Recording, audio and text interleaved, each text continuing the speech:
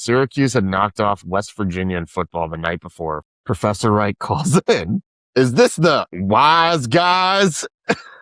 I just start dying on air. And again, we get Rick Wright calling into your show, and you just felt like $1 million because he's listening. He's listening to what you're talking about and agreeing. And I'm like, woo, that's how I know you made it. For half a century, WJPZ Syracuse has been the greatest media classroom on the planet.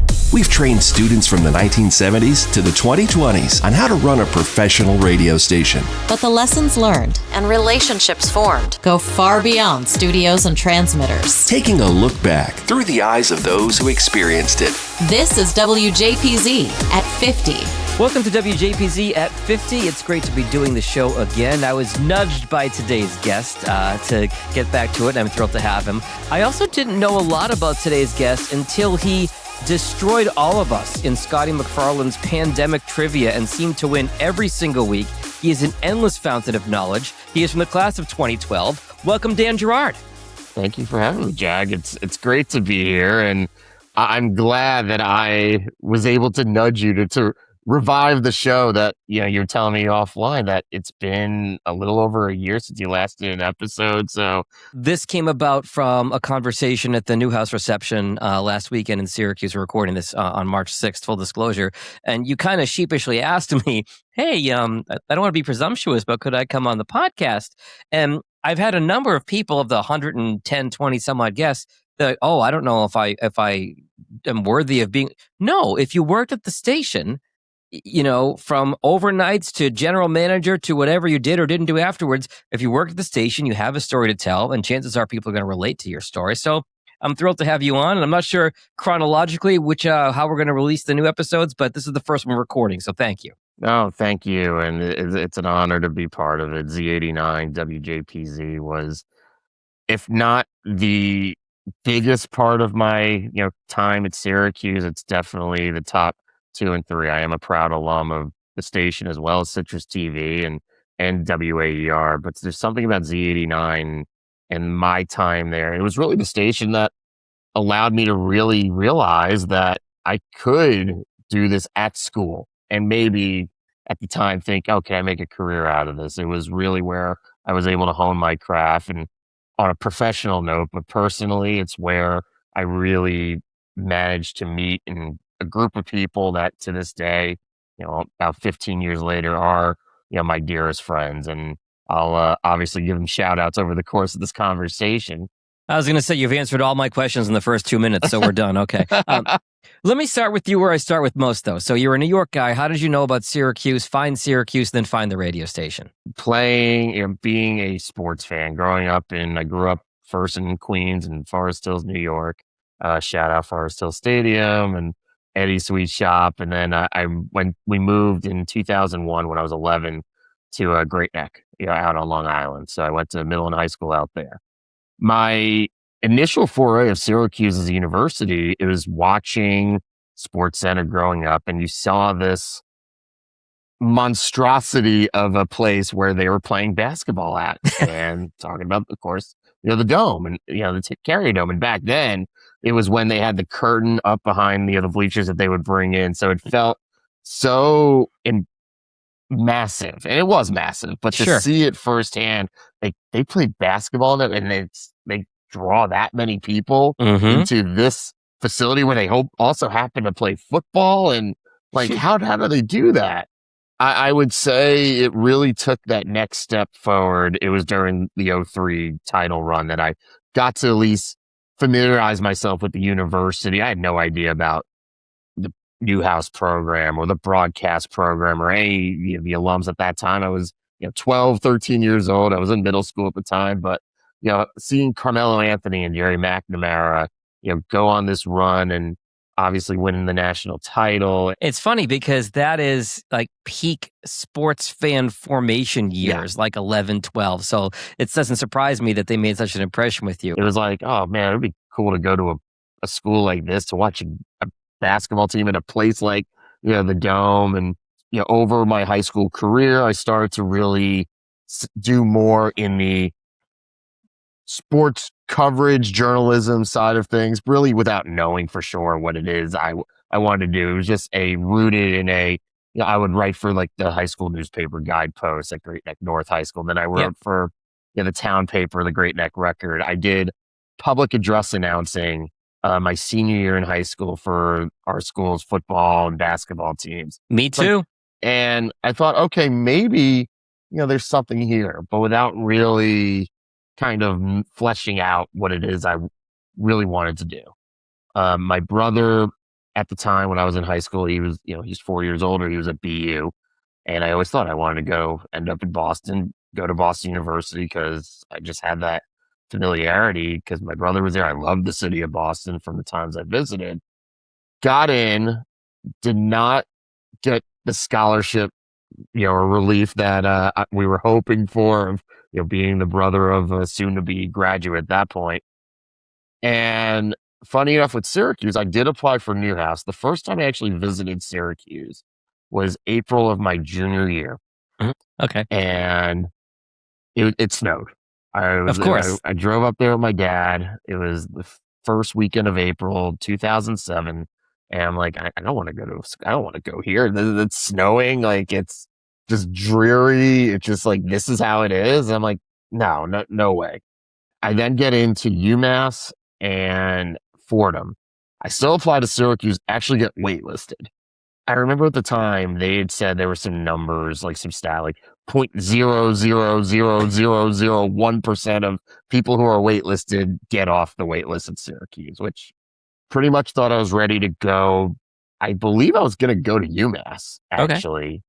And it was early May of my senior year, got a call from SU that I got off the waitlist for the school, College of Arts and Sciences.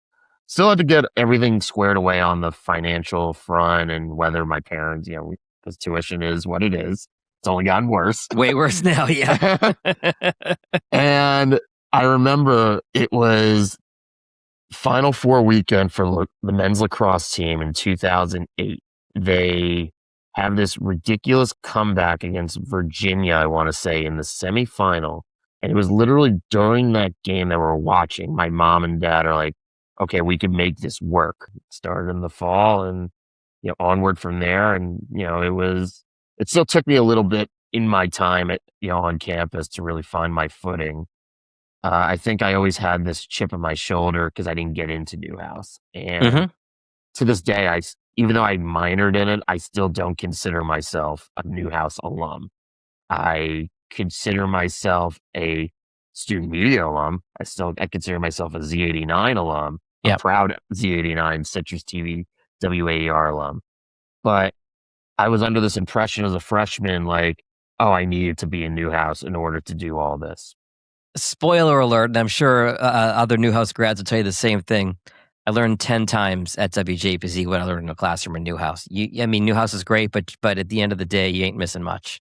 I wish I had realized that sooner, and I wish I would have realized that for myself. Because I think I always, even in my time looking back as a student, I had this chip on my shoulder and annoyance of those who got into the program, got accepted, and were not capitalizing on the opportunities and taking advantage of being at Z, being at Citrus or AER. You have this opportunity on a silver platter to get the practical experience that you cannot have in your classes, and you're just going to pass that up. So I always had that annoyance factor. It's like, you pass me over for these individuals. Now, some of these individuals I would refer to, would go on to be some of my best friends over time.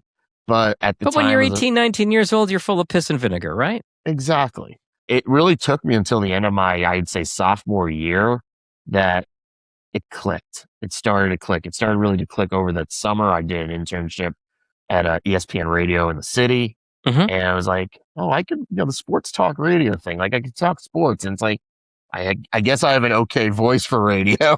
This is my humility, coming in. And I'm like, oh, let's see what I could take with this. And I really started to do more reps and come down more often and really sink my teeth into it. But I come back junior year, and it's like the house. So of had you fire. joined the station prior to junior year, or would you wait till then? I stopped by Z really early my freshman year, and I remember meeting Alex Silverman one of the earliest days I was there. Not a bad first person to meet at the station. Not at all. Not really realizing, but I was so intimidated at first. I was like, "Oh, what do you do? Well, what do you do to try and get involved with the station?" And it really started more my sophomore year, because I'd started my second semester as a freshman getting involved with Citrus. So at the time, I started to then connect with some of the folks that were doing both Citrus and Z. Obviously, they're right next door to each other, and so like I met, obviously, my closest friends to this day, Eric Silverman and David Suntup and Ryan and David de Guzman, folks like that. And through getting involved with Citrus and still finding my way there, as I made my way more to Z. And then sophomore year really started to pick up.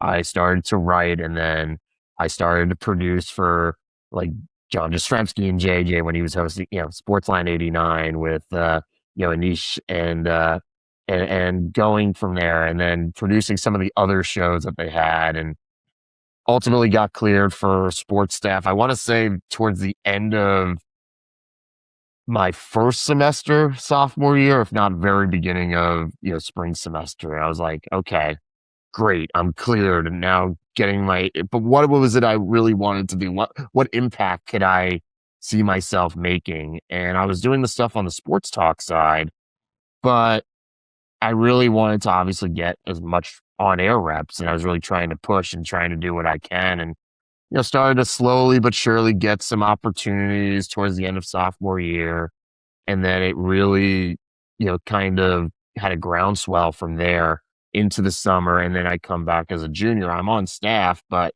I really take that like next step, significant steps, in the process of. I'm hosting a couple of shows. I'm still producing.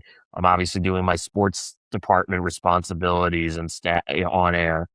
And I end up becoming sports talk director, sandwiched between my junior and senior year under, Silverman as sports director, who did a wonderful job, at running the department then. And it was an interesting time for the sports staff in general for Z, amongst our class in particular, because there were a lot of people who did sports, but there was not at all a lot of people who did sports in AER. They were all doing sports at Z, which the sports director at AER, when we all started as freshmen, basically gave off this vibe and perception that just made it very intimidating. So a lot of the fellow freshmen like myself, decided to not really get involved with AER and try to, do the 5 o'clock cast to try and get cleared the desk. So they all went to Z. And by the time we all graduated, we had our class alone. I think there was between 25 and 30 people on as part of the sports department within our class alone, because it was just, we got this like groundswell that just moved from, we're not going to do AER, but Z feels like the next best thing in their mind, when in actuality it was just on par, and you're getting similar types of experience. And so that's the, really the key thing that stood out from my time there, was the sports staff, really coming into its own, during our era. Now there were classes, a couple above us, the one above us, and then the ones below us that, have a wealth of talent. Wouldn't be going out on a limb by saying like our class, the class of 2012, I think it really helped legitimize what Z89 Sports was about, because we made it a destination as opposed to, everyone just, kind of frolics over to AER because that's the one with the sexier name, at least amongst the sports folks. Yeah, I mean, I was one of those who started at both, and I found my tribe at JPZ more so than AER. Yeah. I don't think I made it past my first semester sophomore year at AER, and I was never cleared to be on the air. Next thing you know, I'm chief announcer at JPZ. So it's not an unfamiliar story, both to me personally and to the podcast in general. What are some of the memories, I'm going to follow up what you said a minute ago, Dan, from the sports department, accomplishments, things that your class really did to help put Z on the map and sports-wise? I think a lot of it was just the coverage and just the professionalism behind, the broadcast itself. Our era made it normal to do both equally and regard both with equal footing and measure. Eric Silverman was not part of this, sports department at AER, but he was just as talented as any of those who came in through that class. And I'm not saying that, and I'm not going to suck up to him because he is still to this day one of my best friends. And, but it's a fact is that the talent that we had in Z was without question, it was strong. We had a lot of people who brought different things to the table, whether it was, folks like, Alex Brewer, who just, he was just had this like technical savviness and sense on how to, really construct a broadcast and, engineer a broadcast. Obviously, he was GM and did a heck of a job in that role. We had Eric Zalesnik, he was a TRF student. Eric's one of my best friends to this day.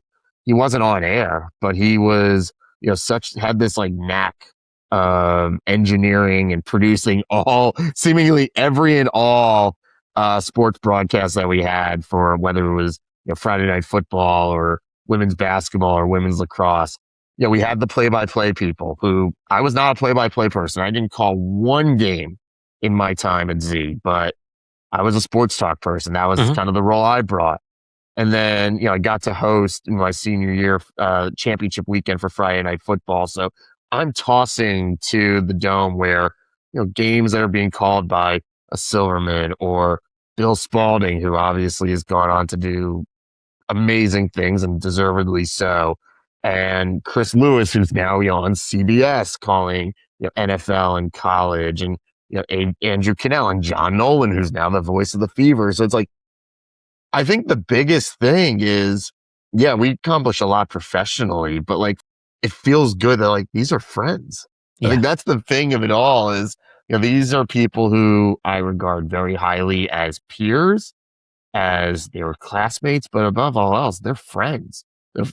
Some I'm closer with than others today, but that's just life, coming into, really wreaking its ugly, face there. But for a lot of them, like we all stay in touch, and it really was rooted in those, long nights at Z where you didn't really want to go back necessarily because we're all just bonding there, and we're going next door to Citrus and playing the N64 that we have hooked up there. Like those are the memories that I look back on probably, with such the most fondness compared to anything I did on air. I mean, the on-air stuff was awesome. I'm not going to take any of that away, but it was just the bonds and what you did away from the mic, away from the prod studio. It was just that bonding time that we were all able to have and obtain and garner that, I still look back on and just smile because it was the best time. And for those not watching the video, we're doing video now, but for those listening to the audio, I'm smiling as you're saying this, Dan, because what you're saying resonates with 5, almost 6 decades of JPZ students. You mentioned tossing to the Dome for championship weekend for football. You mentioned the off-air stuff playing N64 next door at Citrus. Any other funny stories that come to mind from your time there? There was one, and I don't want to throw him under the bus. I mean, but he was, a year above us. Who, I don't know if Z89 still does this during the end of a sports broadcast, but they play "Take Me Home Tonight" by Eddie Money. That would be our close for all of our Z89 Sports broadcasts. That's wild because I remember that at Fagan's at the end of the night 10 years before you. Okay. It might, and honestly might have been rooted from that. So that's actually something I'm just learning right now. Is that why, that became I don't know. It must have happened after I was gone, but that's funny. The go-to. And you start playing "Take Me Home Tonight," kind of under the bed slightly. You're still talking over it to do your close. Basically the goal is you want to hit the close and sign off right when the first chorus hits. And in this instance, this individual was hosting on Z. I forgot which sporting event it was, he was hosting, and then he hits the close, but he still has a hot mic. Well, and what's the old adage? You don't want to have a mic going because you never know. You don't want to be near one. Right when he hits the close, the chorus hits, but his mic's still hot, and he's like, "That's when you hit the close, mother." Got it. And the producer literally kills his mic right as he's ready to say, "Drop an F-bomb." And we're all in the studio, and we cut up the tape into audition. And it just became one of those kind of like meme things that we just kept going and just playing on playback just constantly through, the years through, it would have been my junior year because he's a year above, but senior year, just one of those like mementos. I hope it's still saved somewhere in the archives at Z. So the producer actually killed the mic before the F-bomb. Correct. I was not expecting that twist. I thought it was going out over the air. Oh, it was literally in the exact nick of time. The value of a good producer. Correct. Just the punctuality and just the perfection. I want to hope, maybe, and I could be completely off. It might have been Zalesnik who was producing that, but if it was, or whoever it was, just right on the ball. Those moments. They broadcast Media Cup, between AER and the DO on Z during our junior and senior year, and there were some things that honestly went out over there that should FCC violations should obviously, but honestly, just the trips that we would have for Big East tournament and miss being in the Big East, but that's a whole issue for another. That's a whole other podcast. Yeah, exactly. And just doing the live hits for Friday night football games and being able to travel to various high schools across the Central New York region, Section 3, and you're wearing your Z89 polo, and you may feel like you're such a big deal, like you're covering the Star Wars game between Liverpool and Cicero North Syracuse, and being able to host the shows, the Wise Guys, and getting people who call in. And I actually do remember my senior year, it was Syracuse had knocked off West Virginia in football the night before. It was a Friday night game they played. I was hosting the next morning, and Professor Wright calls in. I'm not going to ever do Professor Wright. You can go ahead and do it. We all do an impression. It's fine. But it calls in. He's like, "Is this the Wise Guys?" The show is like, and I just start dying on air, and it's like talking about Syracuse football, and they had a big win the night before. Would end up being the last win they would have that year. They went from 5-2 to 5-7, and missing a bowl our senior year. But we're on this high, and because they beat a ranked West Virginia team the night before, and we get Rick Wright calling into your show, and you just felt like $1 million because he's listening to what you're talking about and agreeing. And I'm like, woo, that's how I know you made it in my mind. And back then, and just the memories of all that, and hosting the shows and having call-in guests. Tim Kirkshin, before Jeff even stepped foot on campus, I would have call in, not really realizing his son would end up coming to Syracuse, and obviously being a huge part of WJPZ's history as well. And those are just some of the mementos I just look back on with such happiness and such fondness, because it was such a vital part of my career development, of my personal development. Obviously I would not be where I am if it wasn't for Z, and just learning about some of those aspects. But the friends that I made, working there, and the friends that I have to this day through working there, is honestly what I cherish most of all. Well, you said where you are today. That transitions me perfectly, Dan, because what you do fascinates me. Tell me about your career after graduation. when I did graduate, I graduated in 2012. I still had this sports talk radio aspiration in place. A year before, so 2011, I mentioned John Ostremski earlier, JJ, and obviously JJ's killed it in this industry on multiple fronts. WFAN, which if you work in radio, you know WFAN. You don't need to be from New York, you know WFAN. And back then, they used to run a contest called Fantasy Phenom. Sports talk radio hosts could apply, audition, and end up, if you win, to get a 1-year contract to be an overnight host on the Fan. Oh, wow. Okay.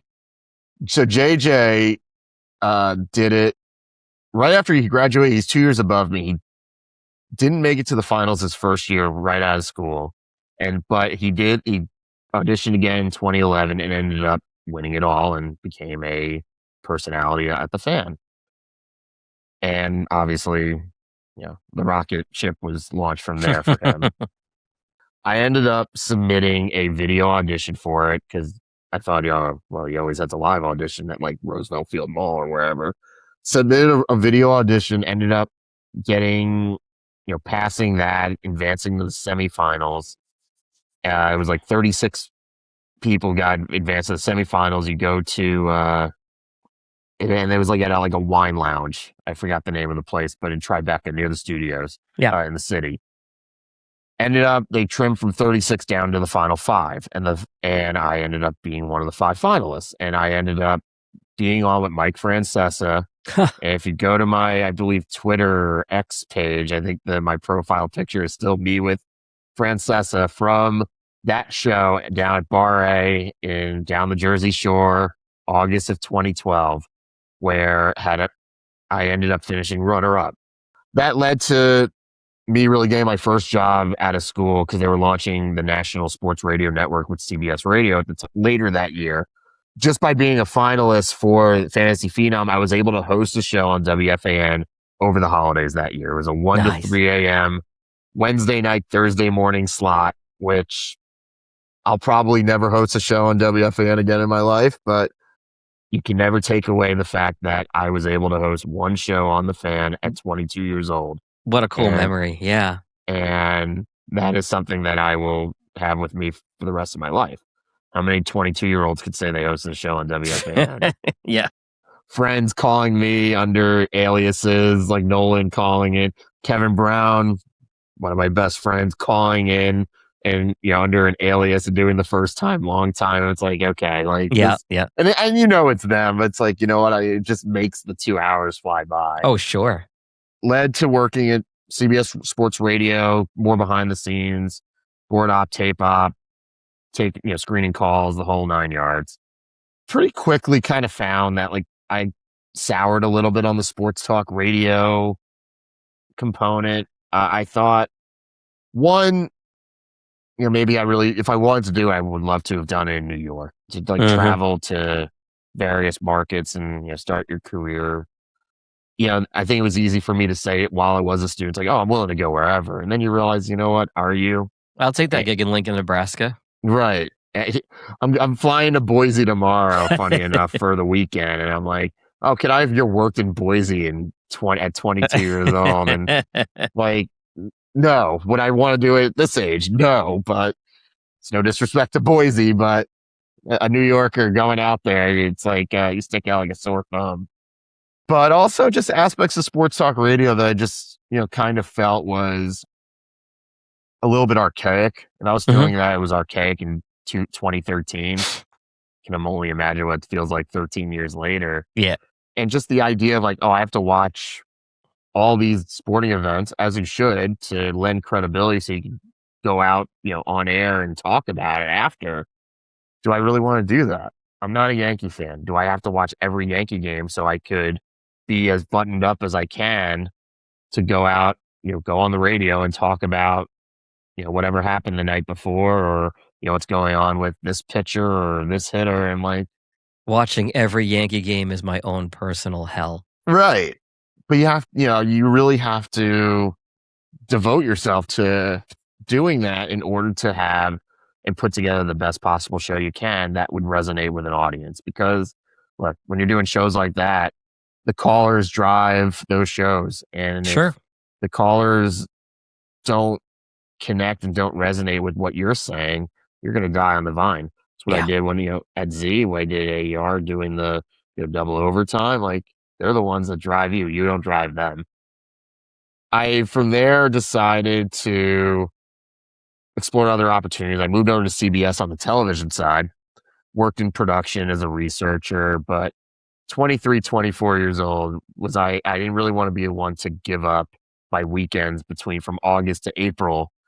This mid-20s, like, that's the time when you're, the starving artist in New York and everyone is trying to, go out, find the cheapest bar you can and, have the time of your life. And I also didn't love production to begin with back then. So I'm just going to continue with it. And for the sake of it, I ended up leaving. I ended up quitting after 7 months, CBS. So I leave without knowing what I wanted to do next. And on a whim, I decide, kind of more last ditch, to go for my master's in sport management, which I started in the fall of 2014 at Brooklyn College. I literally, the first professor of the first class of the first semester I take, I end up meeting, who has now for the last decade has been one of my bosses at CSMG. And they were launching this company, Collegiate Sports Management Group, around the time I started for my master's.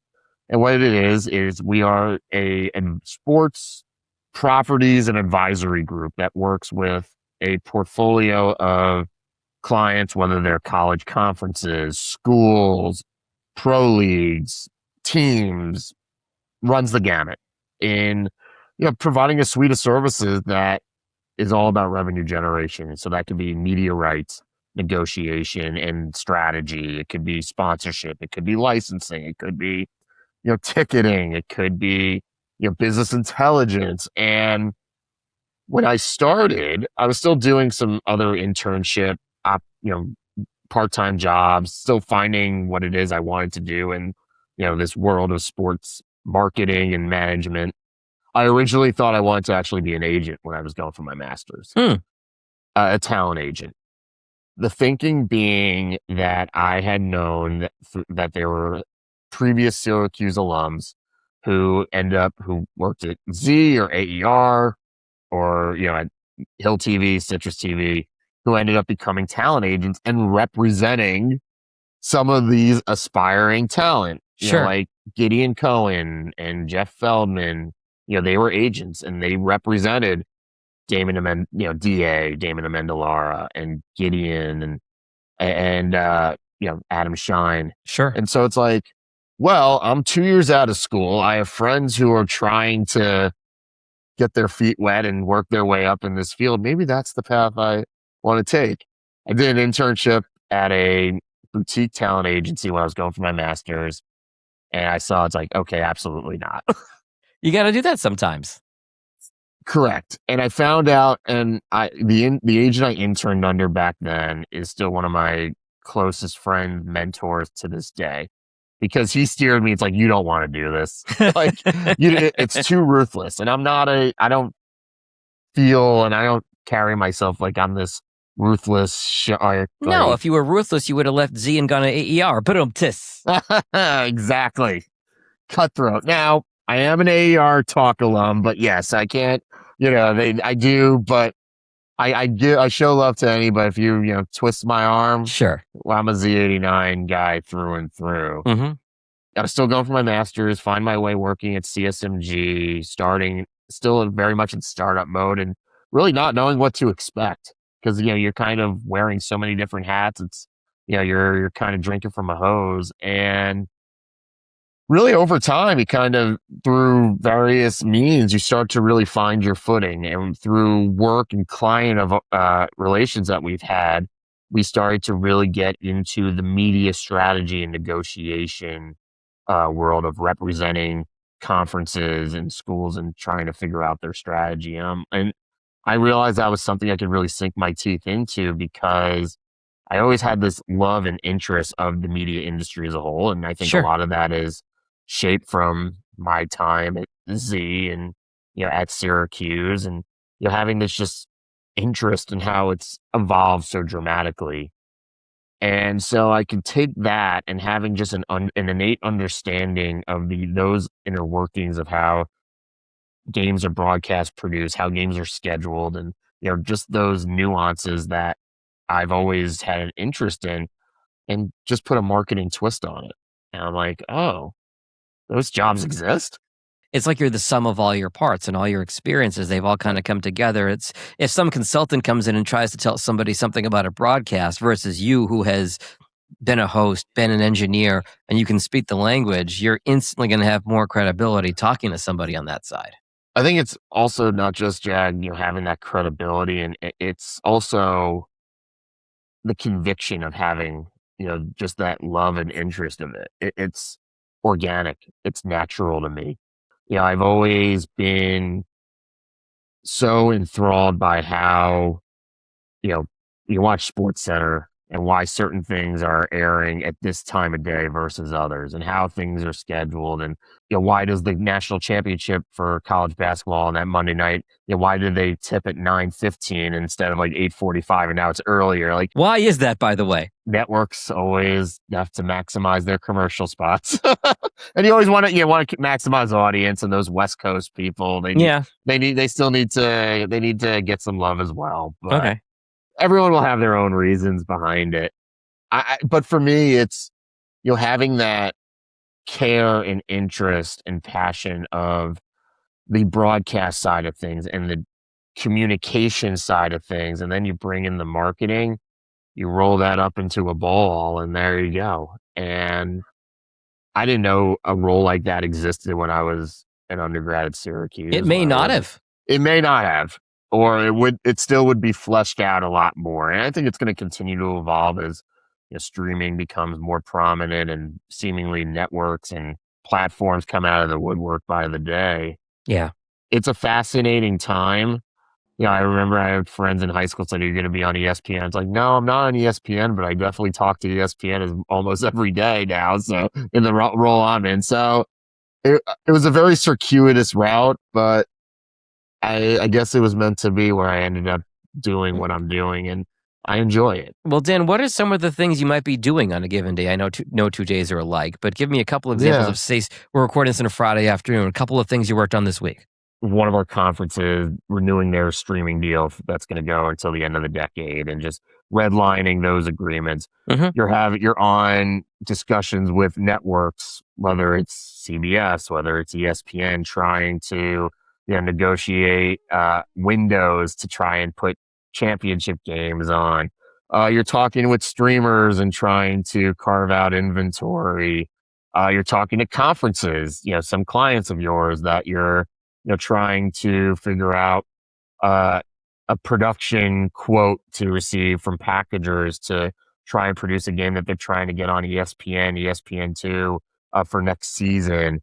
So it really is this assortment.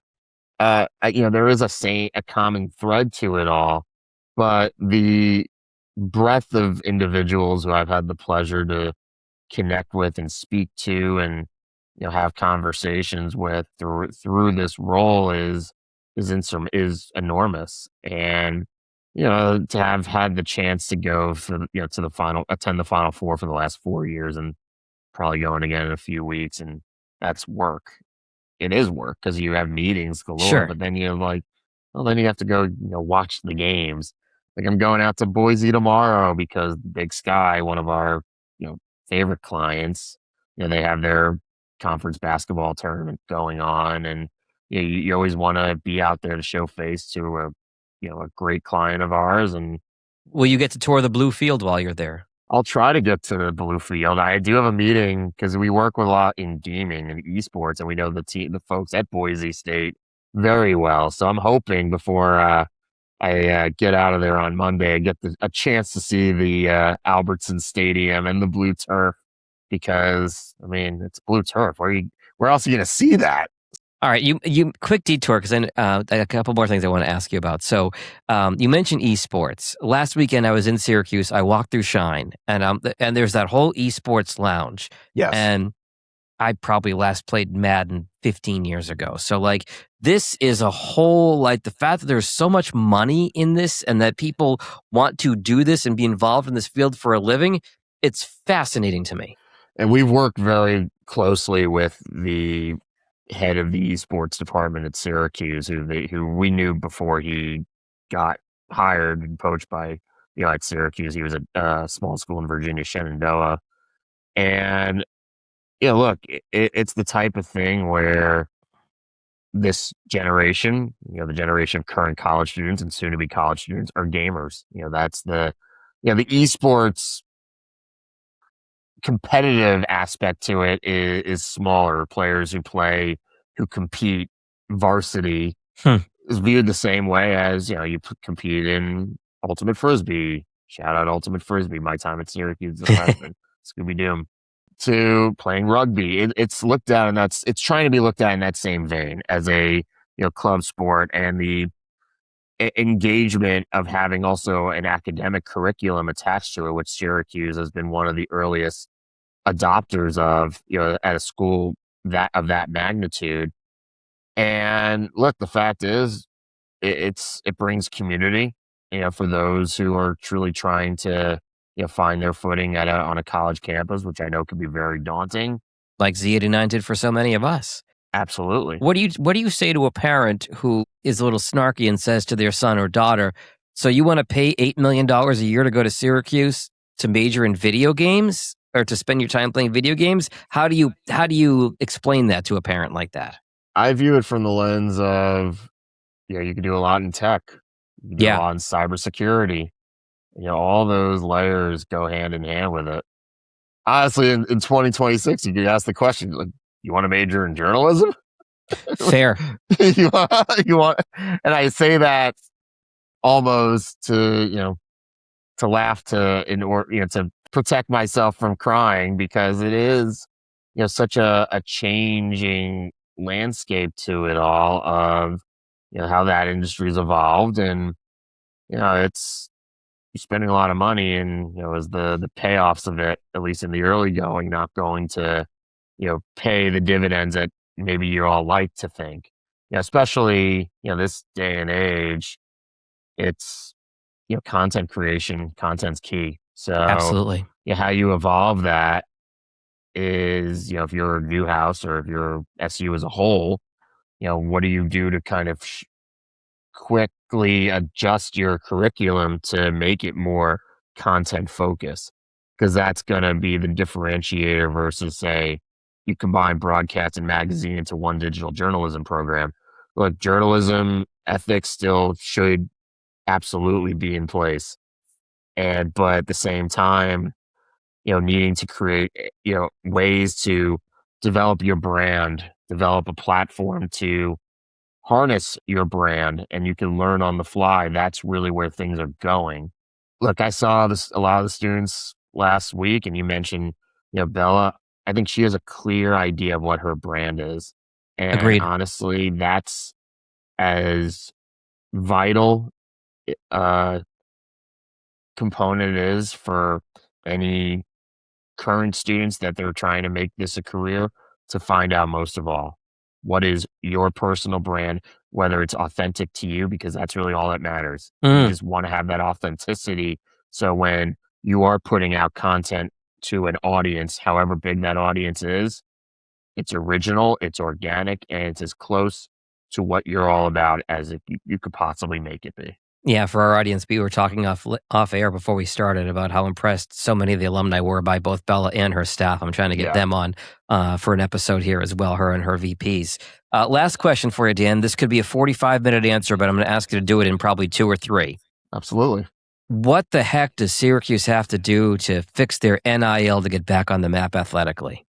I don't know if it's so much NIL and just having the right personnel in place.